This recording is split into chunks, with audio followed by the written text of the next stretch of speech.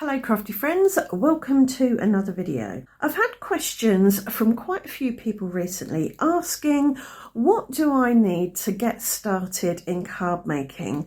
What equipment do I need? What supplies? It's actually quite a hard question to answer because there are lots of different styles of card making involving lots of different techniques, and they require different tools and different supplies. And I'd hate to advise you to go out and buy a load of tools and equipment and then for you to decide that card making isn't for you. So I had a bit of a think and I've come up with a few suggestions that will help you get started with card making and figure out if it's the right hobby for you at this time. So first things first, you're going to need some cards. Now you can make your own cards and you can buy separate envelopes, but if you're just starting out, grab yourself a pack of pre-made cards and envelopes. This is a pack of 30 6x4" white cards and it comes with 30 envelopes, and it's from the works here in the UK, but I'm sure you'll be able to source card blanks and envelopes wherever you are. And it was relatively cheap. It cost £3.50. You can get card blanks in lots of different sizes, shapes, colours and textures. So have a bit of a think about the kind of thing that you like and find yourself a pack that fits that description. Now you're going to need something to put on your card blank. When I first started making cards, I was actually more of a watercolorer. So I would just paint on watercolour cards and that would be the extent of my card making. Over the years, I gradually expanded my repertoire and make all sorts of different styles of card now, from simple watercolour cards to complex mixed media cards using die cuts, embossing folders, stencils, all sorts of things. But if you're just starting out, it's a good idea to get your hands on something simple to put on your cards. I picked up this paper bundle kit from the works for £4. It includes vintage postcards, tickets, stamps and more. So there's all sorts of papers and bits and bobs in there that are going to be great for putting on the front of a card. Often on the back of a packet you will get a picture or a list of everything that's in the packet. While I was in the works, I picked up some stickers from the Wildflower collection, which is the collection that this is from. These are puffy pseudo wax seals. I thought they were really pretty, only £1. We've got some 3D toppers, so these are doubled up with a bit of foam in between. There are 2 sheets in there for £2. And we've got 1 sheet of 3D toppers that are envelopes with things in them and a few sentiments. That was £2. The paper bundle kit was £4.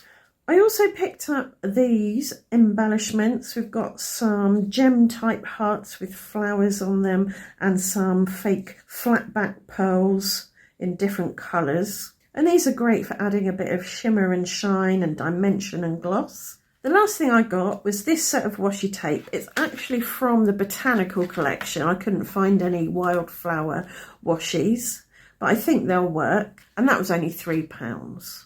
In total, this whole lot has cost me £17, and I think that's a fairly reasonable amount when you're just starting on a new hobby. So those were the supplies. These are the tools. You're probably going to want to cut your papers down, maybe any stickers, washi tape. So you're going to need something to cut with. You can use scissors.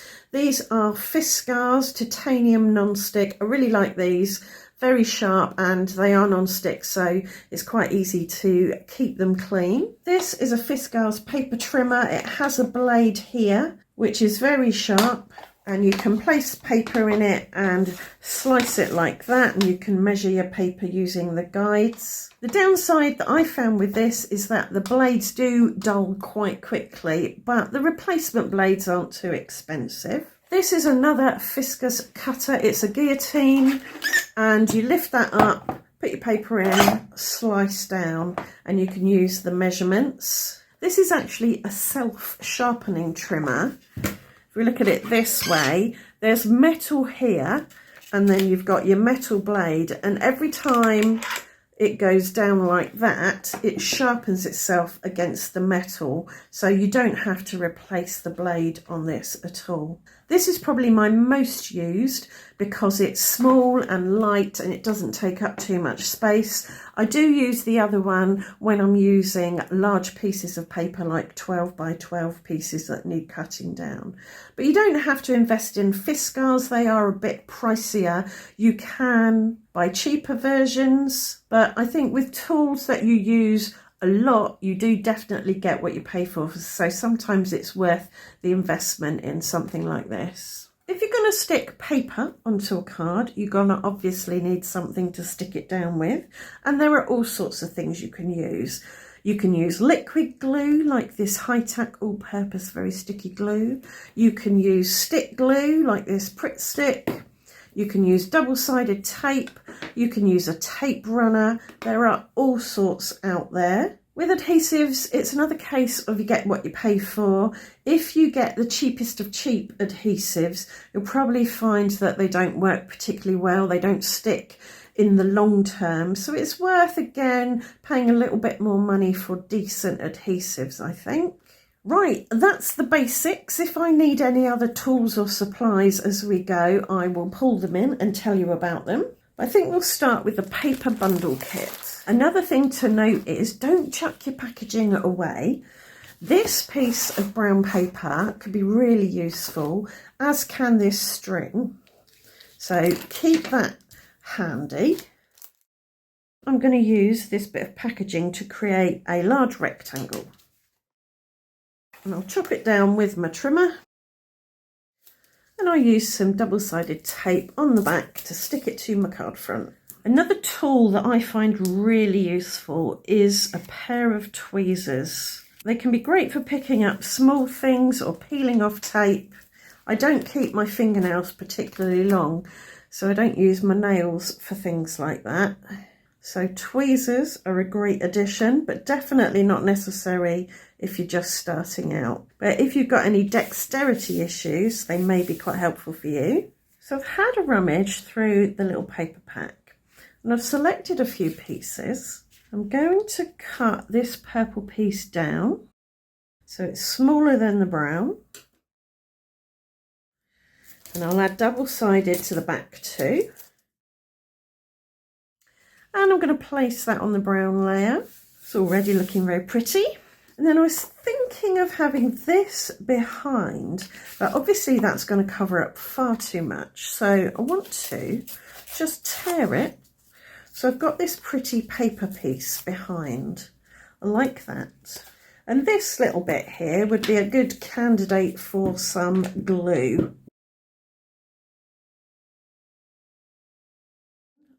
And now I can place that on top of there. But before I do, I'm going to bring in a bit of washi. So I've got some of this gold. I'm going to tear a strip. Might make it a little bit thinner.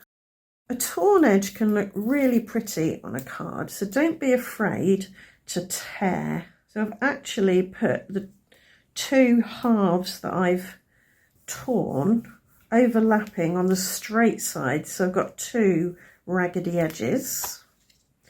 That gives that something nice to sit on. Again, this would work with your basic stick glue, and that can go on there like that. So we've got a pretty little card forming. So I'm thinking about having one of these puffy wax seals for a bit of texture. And I've got this sentiment, it says "You're the best," and this is from some free printables. You can download some A4 sheets of all sorts of sentiments in this font and in other fonts. You can download it via a link in this video's description. I've just cut my sheets up so that I have got my sentiments sort of ready to use.